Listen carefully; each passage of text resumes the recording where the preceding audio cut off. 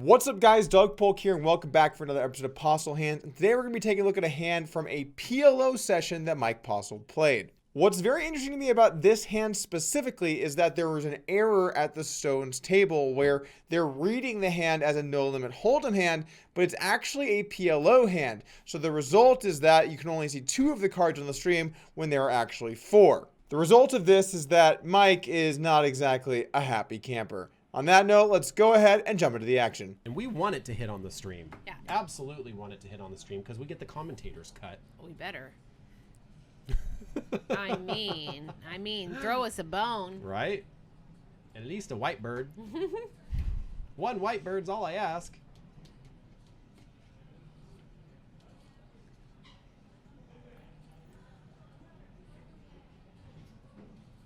We are still in Hold'em.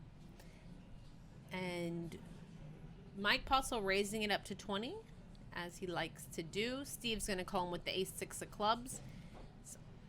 Our hand begins at 1-3 pot limit Omaha. Now the hand's going to be a little bit confusing because we can only see 2 cards for each player when they do in fact have 4. So bear with me and understand that these are only half of each player's hands. The under the gun player decides to call into the pot, and now the action's on Postle, who looks down at Jack 4 plus 2 other cards and does decide to raise it to the size of the pot, 20 bucks. Now because this is pot limit Omaha, lots of people have hands they decide they want to play. So let's take a 5-way flop. Well, we're 5-way now. 7-5 calls 2. So 10-8-4 flop. Steve flops the nut flush draw. What else we got going on here? It's funny, Mike hits the only pair and he's still only 23%. Steve with the nut flush draw, it's because he has 2 overs and clubs, has the highest equity in the hand at the moment. Once he c-bets out, he's going to get rid of 3 of these players. players. Wow, yeah. Mike puts 80 and Steve instantly clicks up to 230. Wow. And that's probably going to fold around to Mike if we stay consistent at this table for what we've seen. But Mike can't call with bottom pair here. Oh, yeah? Oh, yeah. Mike might see one more card.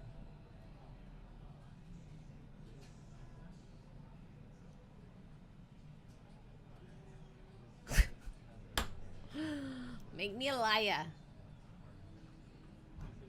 The flop comes 10-8-4. Now let's look at this with all the hands from what we do know, and let's just think about what this might mean for Postle if in fact he did know the hands of the table. We can see that SS has the nut flush draw. Now currently in this spot, Postle has top and bottom pair. We know that because he eventually tables his hand.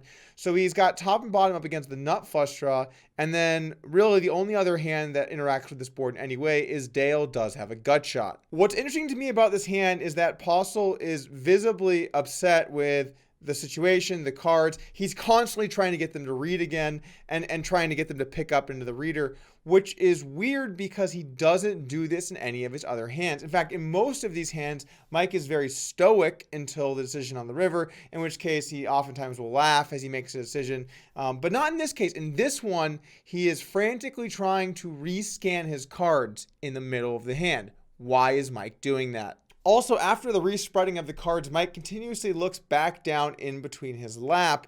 Another question would be why? What's down there? Well, we do know that Mike oftentimes does have his phone on his lap, so he's spreading his cards out to get them to read and then rechecking something in his lap. Interesting. Anyway, Mike does decide to bet 80 bucks, and now the action's over to some of our other players. We see SS here has the nut flush draw. This is a hand you're going to want to at least call with. In fact, if you have the nut flush draw plus some other stuff to go along with it in pot limit Omaha, you're supposed to be raising. At least I think, because I'm not very good at pot limit Omaha. SS does bump it up to 240 to go, and now the action is back over to Postle with his top and bottom pair. Now, this is a bit of an interesting spot because if SS has something like, let's just say, ace, king, 10, 6, where he also has the nut flush draw, he's actually ahead of top and bottom pair. So you have to be careful when you have top and bottom here. In pot limit Omaha, top and bottom pair isn't nearly as strong of a hand as is in no limit hold'em because there are just so many outs that your opponent can have. The prudent move here is to call and play the turn, which Postle decides to do, and let's take a turn. When Steve spread his cards out, it looked like he had 4 cards.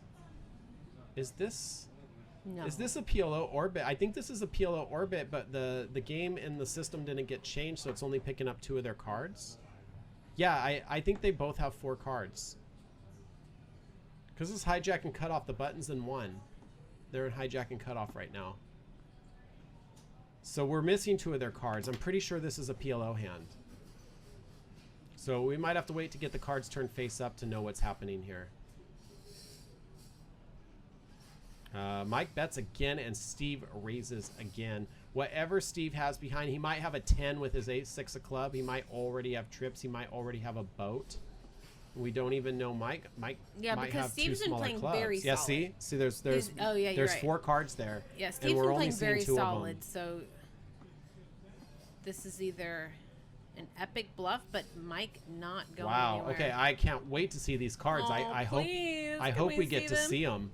The turn comes an offsuit 10, which is amazing for Mike Postle. He now has the second nut boat, and his opponent is drawing dead to his flush. Now, he doesn't know the other 2 cards. However, he does know it's very unlikely he's beat. The only 2 cards that his opponent would have to be behind here are 10-8 specifically, which is very unlikely, especially given that he can see 2 of them potentially, and also has a 10 himself. So Mike does decide to lead the turn here, which is a bit of an interesting choice, and he also decides to lead for a very small bet. In fact, he's betting 130 here, almost a price where he wants his opponent to draw.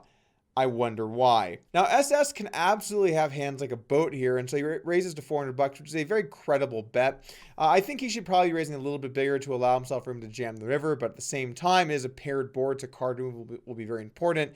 I don't hate the idea of a raise here in SS's shoes, but I will say I'd probably prefer not to have a hand like A6 of clubs. I know he has 2 more cards we can't see. The issue is that when you block these draws your opponent might bluff with, well, your raise is less likely to work. Anyway, he does make it 400 to go, and now the action's back over to Postle. Facing this raise from what is a likely bluff, Postle makes the correct move and calls. But I also want us to watch Postle's body language here in this hand. Remember all those hands where he always has his left hand tucked away while he's staring into his lap and he's not moving very much? This is totally not the case at all. Here he has both hands up. You can see them. He's playing with his cards. He's doing a lot of things here that are not normal from what we've seen in really any of the other hands that we've seen from Mike Postle. So the question becomes, what is different about this hand specifically where Mike would be acting in this way? And I can't think of anything, so let's go ahead and take a river. And Steve is a tough player. Wow. So it's showing the check mark for Steve, but that's for only 2 of his cards. We only know 2 of the 4 cards in each player's hand. So maybe he's got an ace-10. Yeah, we do not know the outcome here. It's a check to Steve. Steve looks like he's thinking about sticking some more chips in for a bet, and I really hope we get to see these Pot cards. 1.4K. He's grabbing a bet. And just from Mike's body language, I just don't think he's gonna call whatever happens here. Steve is such a rock solid player. He's being so meticulous about stacking up a come hither bet. 1.4K pot, and he's going to make this really small, get some of that thin mint value. Where's our thin mints? There it is. He's going to Value Town. Looking for the thin mint value here on Stones Live. Oh, he bet 600. It's still a good bet. 1,400 I'm pot. sorry, I'm surprised he left himself with like 100. Yeah, that is interesting to only leave that little behind, right? Why not go all in there? Mike sticks a call in. Let's see what we're working with here. Mike tables a 10. 10 what? Is it a 10-8? Looks like. Did he make a full house? Steve does not look happy. No. Steve is throwing it away. I think Mike has a full house there. The river is an ace. Very interesting card here now, because if SS did somehow have a hand like ace 10, well, now Mike Postle is behind. So maybe even a hand like ace-ace, so it's less likely because his opponent did not raise pre-flop. So in this situation now, Postle's 10s full of 4s is in a much more precarious spot, and he does check it over to his opponent. Now, SS decides to fire out $600 on the river, and now Postle's in a genuinely tough spot because his opponent could have him beat, and he doesn't know. And we can see that this is the body language of someone that doesn't know. There's no laughing. There's no just like confidence. He is in a genuinely tough spot here because he doesn't know what his opponent can have, and additionally, the stream doesn't know what his opponent has either. Look, guys, there are so many individual events that you can't say 100% for sure this guy is cheating based off this hand alone.